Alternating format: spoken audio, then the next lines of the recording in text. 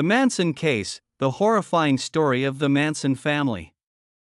The night of August 9, 1969.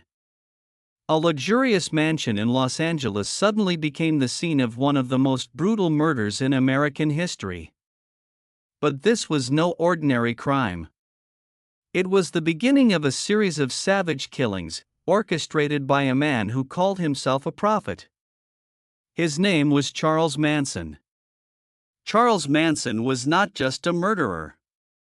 He was the leader of a bizarre cult, where young people were manipulated to the point that they would do anything for him, including murder. Who was Charles Manson?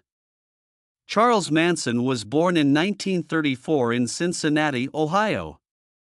His mother, Kathleen Maddox, was an alcoholic and frequently in trouble with the law. His father was never identified, a troubled beginning for one of the most infamous criminals in history. From a young age, Manson was familiar with poverty and violence. He grew up in orphanages and juvenile detention centers. These years not only hardened his violent nature but also turned him into a master manipulator. A dark biography.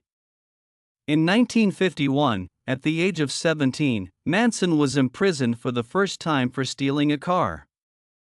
From then on, he was in and out of prison for crimes like fraud, robbery, and assault. But the most terrifying thing about Manson was not his early crimes, it was his ability to control others psychologically. Manson had an uncanny ability to read people's weaknesses. He made them believe he was the only one who understood them, the only one who truly loved them. That was the key to how he built the Manson family, a cult he called his family. The formation of the Manson family. By the late 1960s, Manson arrived in California, where the hippie movement was booming. There, he began attracting young people who were disillusioned with society, especially women. He promised them a life of freedom, peace, and love, but in reality, it was all a facade for his manipulation. He turned them into puppets, completely under his control. He taught them that the world was on the brink of collapse due to an impending race war he called Helter Skelter. And that after the chaos, only the Manson family would survive. Manson was obsessed with Helter Skelter, a song by the Beatles. He believed it was a prophecy about an upcoming race war between white and black people. According to him, black people would win the war but would be incapable of ruling the world. That's when Manson and his family would emerge to take control.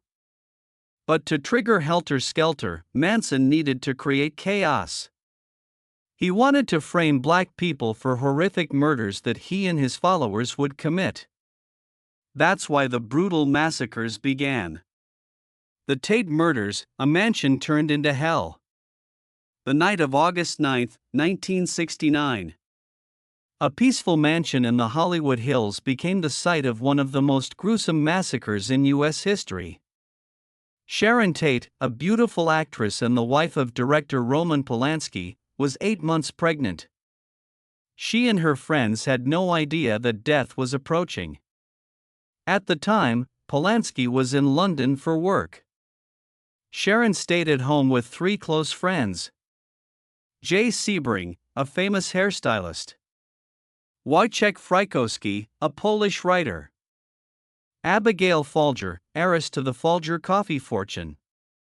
Stephen Parent, a young man who had stopped by the house, was also present. None of them knew this would be their last night alive. The arrival of death. At midnight, 4 dark figures appeared at the mansion's gate. They were Tex Watson, Susan Atkins, Patricia Krenwinkel, and Linda Kasabian, Manson's most loyal followers. They carried knives, rope, and a gun. Their mission was clear: kill everyone in the house. Before entering, they killed the family dog, a grim warning of what was to come. No one inside heard anything. They had no idea that death was at their doorstep. The massacre begins. Tex Watson led the group, holding a knife and a gun. He entered the living room, where Stephen Parent was about to leave. Without a chance to react, Stephen was shot twice in the chest and died instantly. The killers then moved through the house, attacking one victim at a time. Wojciech Frykowski tried to escape but was chased down, beaten savagely, and then shot and stabbed repeatedly until he died. Jay Sebring was dragged from the sofa and stabbed multiple times before being shot. Abigail Folger attempted to run but was caught and murdered in the garden. Sharon Tate's final moments. The most haunting moment was the murder of Sharon Tate. The 8 months pregnant woman begged for her unborn child's life. She pleaded with them to let her live just a few more weeks, just enough time for her baby to be born. But no one listened. No one had mercy. Susan Atkins, one of the killers, looked at Sharon and said, "You're going to die, bitch." Then, she stabbed her 16 times. The baby inside her never had a chance to see the world. The next morning, when the police arrived, they were horrified. 5 bodies lay scattered throughout the mansion, blood everywhere. On the walls, the word pig was written in the victim's blood, a deranged message from the killers. But this wasn't the end. This was only the beginning of Manson's reign of terror. He wanted to create chaos and ignite a race war.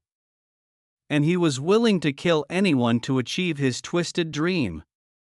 The LaBianca murders, the next night of horror. The following night, Manson personally led another group to the home of Leno and Rosemary LaBianca, an innocent couple in the quiet neighborhood of Los Feliz. They had no connection to Manson or his followers. But that didn't matter. Manson needed more murders to trigger Helter Skelter, and they were just pawns in his deranged game. The killers strike again. At 9 p.m., Manson and his followers entered the LaBianca home. He tied up Leno and Rosemary and then left, ordering his followers to finish the job. Tex Watson repeatedly stabbed Leno LaBianca, then carved the word war into his stomach. Rosemary was restrained and stabbed multiple times by Leslie Van Houten and Patricia Krenwinkel. When police arrived the next morning, they found a scene of unimaginable horror. The words "Death to Pigs" and "Helter Skelter" were written in blood on the walls. The end of Manson's reign of terror. After months of investigation, police finally arrested Manson and his followers in December 1969. Their trial became one of the most famous in American history. Throughout the trial, Manson showed no remorse. He craved attention, carving an X into his forehead, which later became a swastika.